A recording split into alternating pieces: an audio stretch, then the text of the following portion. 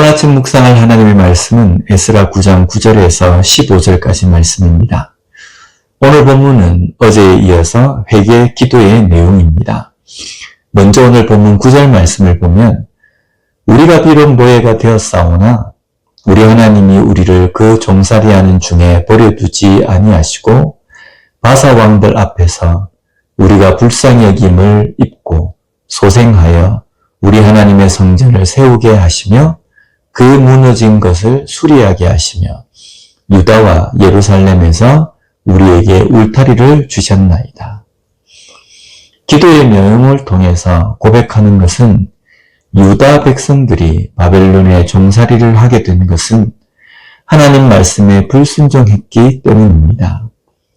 그러나 종살이를 하게 된 것은 또한 무너진 예루살렘을 다시 회복시키기 위해서 예비하신 사람들이라고 고백합니다. 종살이, 노예 생활, 그것을 벗어나서 다시 예루살렘으로 돌아온다는 것은 거의 불가능한 상황입니다. 그래서 종살이, 노예 생활은 희망이 없는 절망의 시간인 것입니다. 그러나 하나님은 잡혀간 유다 백성들이 70년 후에는 다시 예루살렘으로 돌아올 것을 예언하셨습니다. 그러기에 잡혀가서 종살이하는 시간은 남겨둔 자, 재건을 준비하는 시간입니다. 하나님은 종살이를 하는 유다 백성들을 내버려 두지 않으셨습니다. 그들에게 선포하신 언약, 약속을 기억하시고 그 약속을 이루시기 위해서 유다 백성들을 돌보십니다. 그런데 유다 백성들은 그런 하나님의 은혜를 감사할 줄 모릅니다. 10절 말씀에 보면 우리 하나님이여 이렇게 하신 후에도 우리가 주의 계명을 저버렸사오니 이제 무슨 말씀을 하오리까? 우리가 주의 계명을 저버렸사오니 라고 고백합니다. 여기 저버리다에 해당하는 원어가 아자브인데 끈을 늦추다의 뜻으로 짐승을 놓아준다는 의미입니다. 이것은 유다 백성들이 하나님의 말씀에 끈으로 단단히 묶여 있어야 하는데 묶여 있어야 하는 끈이 느슨하게 풀어져 말씀으로부터 떠나 있다는 의미입니다.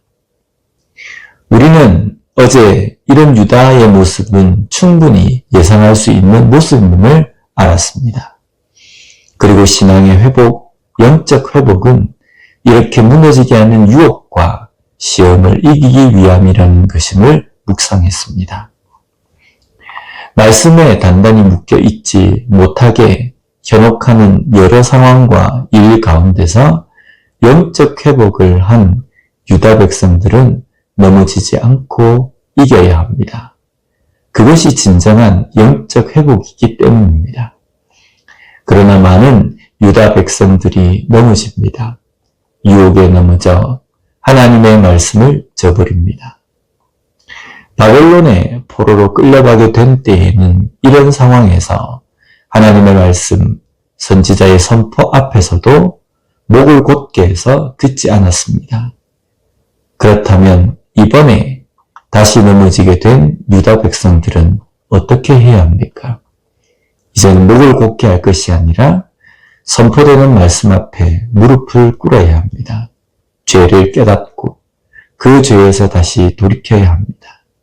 이것이 또한 영적으로 회복된 유다입니다. 오늘 우리의 삶에도 유혹, 시험에 넘어질 수 있습니다. 우리는 연약한 존재이기 때문입니다.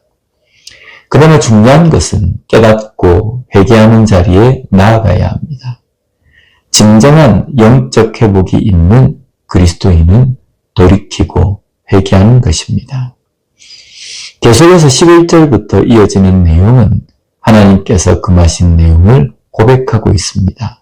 11절을 보면 전에 주께서 주의 종 선지자들에게 명령하여 이르시되 너희가 가서 얻으려 하는 땅은 더러운 땅이니 이는 이방 백성들이 더럽고 가증한 일을 행하여 이 끝에서 저 끝까지 그 더러움으로 채웠습니다.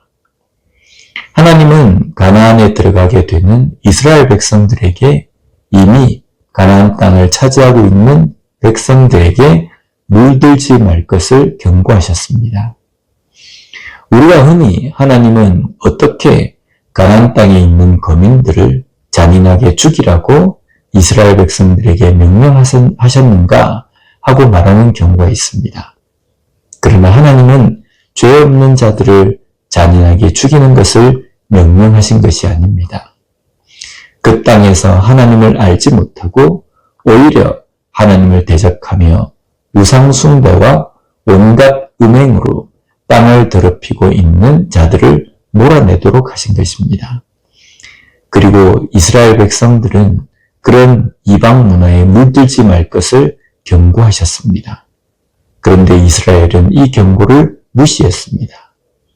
그래서 어떻게 됩니까? 이스라엘은 잔인해졌습니다.